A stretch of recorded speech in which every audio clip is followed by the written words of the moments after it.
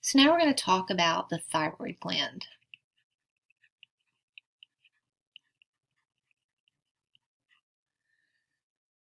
So the thyroid gland is a gland that's located in the neck. We see it here, in the neck here. And close up, this is the thyroid gland, and it wraps around the trachea. It's located in the neck. You can kind of palpate it. If it's enlarged, you can certainly see and feel it. It's below the thyroid cartilage. You got the Adam's apple here. It's below that. So it looks kind of like a butterfly. So the inside of the thyroid gland is where the body makes thyroid hormone, of course. And inside the thyroid gland are a bunch of cells that make these structures called follicles. And these are round structures. This is a follicle.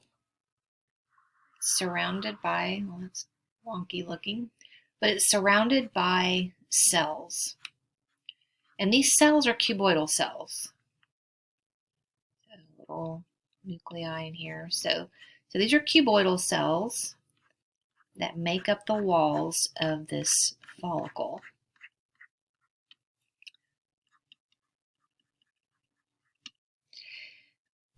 And this follicle, inside of the follicle,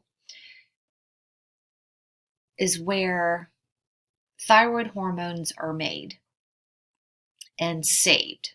Okay, so thyroid hormones come from, we've already talked about it, come from an amino acid. Remember, thyroid hormone is an amino acid hormone.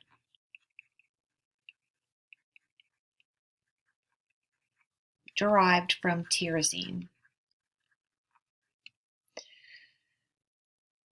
So tyrosine forms a molecule called thyroglobulin.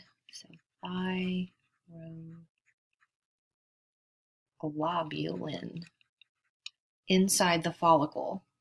And when we attach iodine to it, we get something called colloid, which is the precursor basically for our T3 and T4. And that's how thyroid hormones are made and saved. Okay, so they're in here ready to be released when they need. So this colloid is our storage element for T3 and T4. There are other cells here. These cells here, again, that form the follicle. These are follicle cells, or follicular cells. And then on the outside of this thing are some other cells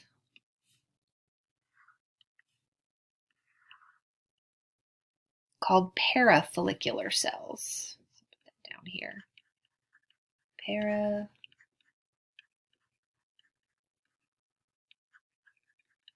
Parafollicular cells. And these cells have nothing to do with T3 and T4. These cells make calcitonin, which functions to counter elevated blood calcium.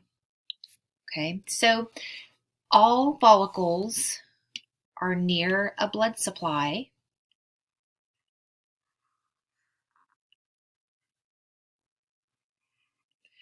Because the follicles get iodine from the blood, and of course, in order to make thyroid hormone, and of course, there has to be a place for T3 and T4 to go to get into the blood to circulate through the body.